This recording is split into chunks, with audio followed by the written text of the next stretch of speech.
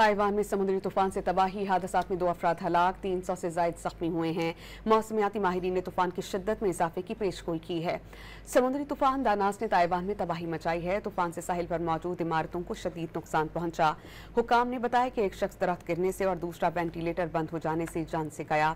220 kilometre फी घंटा की रफ्तार से चलने वाली तूफानी हवाओं ने मुख्तलिफ इलाकों में 700 से ज़ायद दरख्त, ट्रैफिक सिग्नल्स, साइन बोर्ड्स उखाड़ दिए।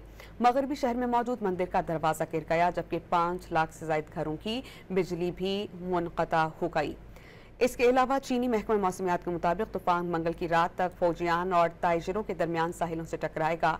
चीन के मशरक़ी सूबे ज़ीजियांग में खतरे का अलर्ट है और 121 मुसाफिर बहरी जहाज, 64 फेरी सर्विसेज बंद कर दी गई हैं और 181 तामीराती मनसूबों पर काम मुअत्तल कर दिया गया। ताइवान में समुद्री तूफान से तबाही, हादसात में 2 अफराद हलाक, 300 से ज़ायद ज़ख्मी हुए हैं। मौसमियाती माहिरीन ने तूफान की शिद्दत में इजाफे की पेशगोई की है। समुद्री तूफान दानास ने ताइवान में तबाही मचाई है। तूफान से साहिल पर मौजूद इमारतों को शदीद नुकसान पहुंचा। हुकाम ने बताया कि एक शख्स दरख्त गिरने से और दूसरा वेंटिलेटर बंद हो जाने से जान से गया।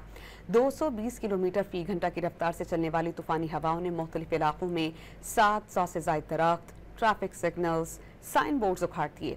मगरबी शहर में मौजूद मंदिर का दरवाजा गिर गया, जबकि 5 लाख से ज्यादा घरों की बिजली भी मुनक़ता हो गई।